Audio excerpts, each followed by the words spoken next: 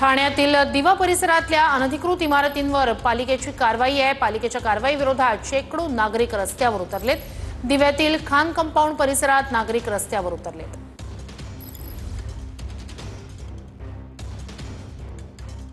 अधिक या सगळ्या संदर्भात जाणून घेऊया आपले प्रतिनिधी गणेश थोरात यांच्याकडून। गणेश, आत्ताची परिस्थिती काय?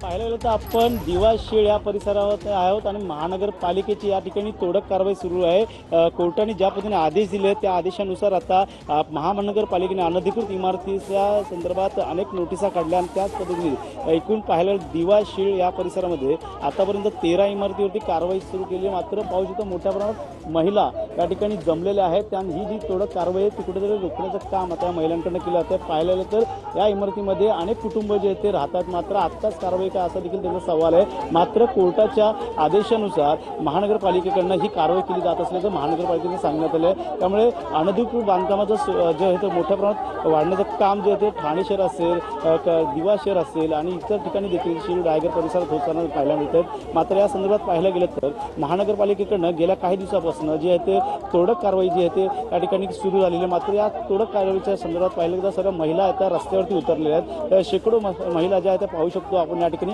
रस्त्यावरती उतरल्यात आणि पूर्ण विरोध करतात महानगरपालिकेच्या या तोडक कारवाईचा। मोठ्या प्रमाणात फौजफाटा देखील पोलिसांचा या ठिकाणी लावण्यात आलेला आहे। राज्य राखीव तुकडी देखील लावण्यात आली आहे। मोठ्या प्रमाणात पोलीस बंदोबस्त देखील या ठिकाणी ठेवण्यात आला आहे। कायदा सुव्यवस्था बिघडू शकतो यासाठी आता बऱ्याच महिलांनी कायदा हातात घेऊ नये यासाठी आता मोठ्या प्रमाणात पोलीस देखील या ठिकाणी सज्ज झालेले आहेत। त्या महिला आहेत या ठिकाणी आपण त्यांना विचार करणार आहोत, आप पूरे रस्ते पे उतरे हैं, क्या कारण है? यहाँ पे अभी जो कार्रवाई कर रहे हैं आप कहाँ पे रहते हो?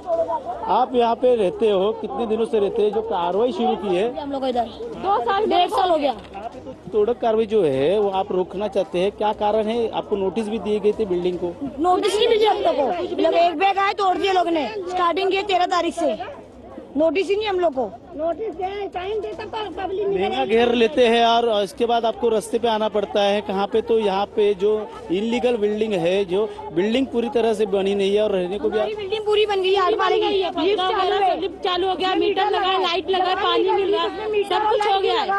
नहीं लगना चाहिए ना, मीटर लिफ्ट भी नहीं लगना चाहिए ना। 8 माले लोग सो रहे थे क्या जब से?